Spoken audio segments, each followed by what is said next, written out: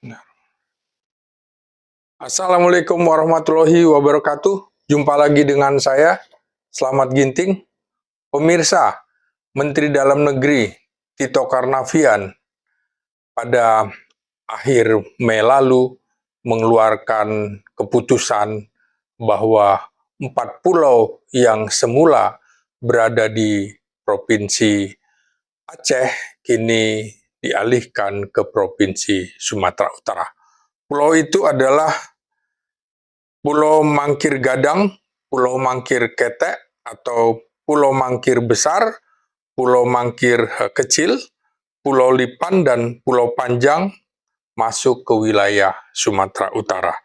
Nah, tentu saja keputusan pada 25 Mei 2025 lalu ini menimbulkan polemik yang berkepanjangan, mengingat pada 1992 juga ada pertemuan antara Provinsi Sumatera Utara dan Provinsi Aceh yang ditengahi oleh Menteri Dalam Negeri pada saat itu memutuskan bahwa 4 pulau tersebut adalah milik Aceh.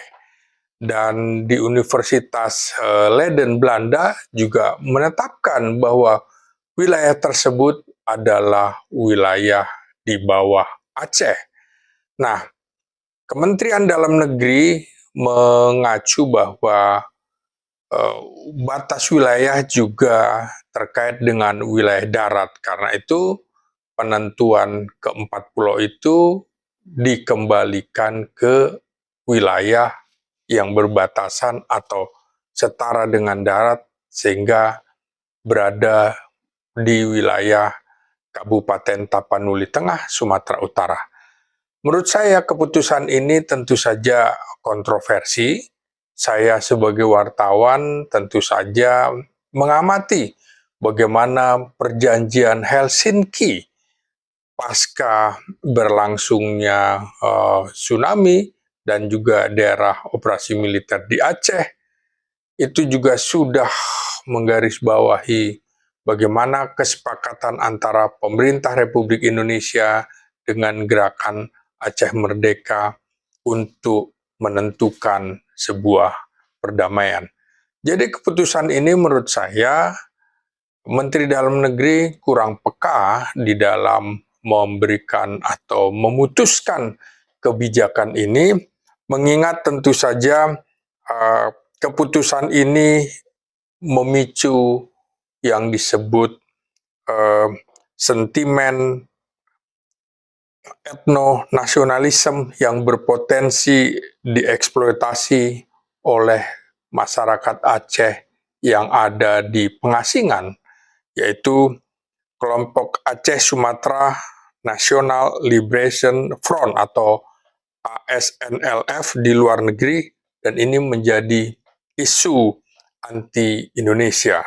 Nah, menurut saya juga Menteri Dalam Negeri dalam hal ini kurang memahami bagaimana upaya merawat damai Aceh yang menjadi isu sensitif di luar negeri, dan bahkan di Belanda sekarang digoreng lagi. Karena ada UNPO di situ yang memasukkan ASNLF sebagai anggota tetap UNPO. UNPO ini adalah Unrepresented Nation and Peoples Organization yang merupakan organisasi internasional yang memfasilitasi suara bangsa dan masyarakat yang tidak terwakili dan terpinggirkan di dunia. Nah, ini tentu saja menjadi gerakan perjuangan diplomasi separatisme Aceh. Nah, separatisme itu adalah bahaya laten yang kita mesti sensitif, sebagaimana kita sensitif terhadap separatisme di mana di Maluku, karena pernah terjadi yang namanya Republik Maluku Selatan, dan juga di Papua, organisasi Papua Merdeka.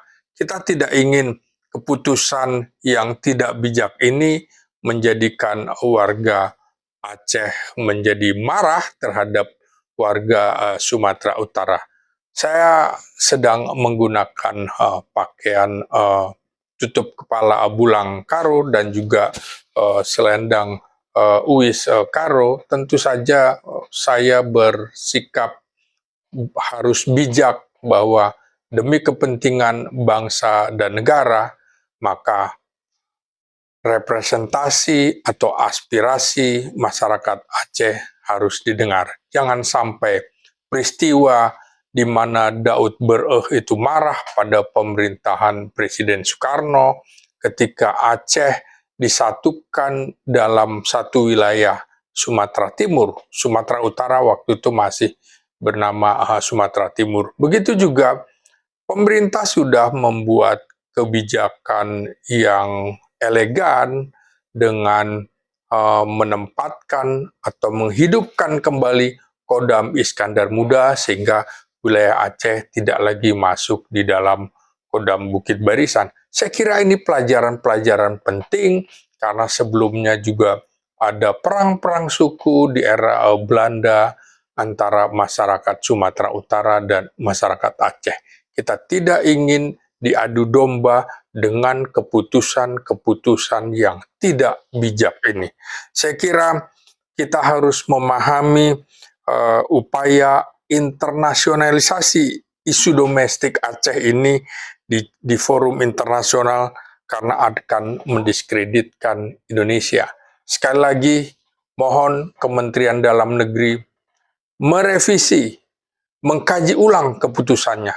Duduklah bersama antara pemerintah pusat, pemerintah Sumatera Utara, dan pemerintah Aceh. Jangan kemudian berpikir adu kuat. Jangan pula keputusan pusat ini lagi-lagi mengecewakan daerah.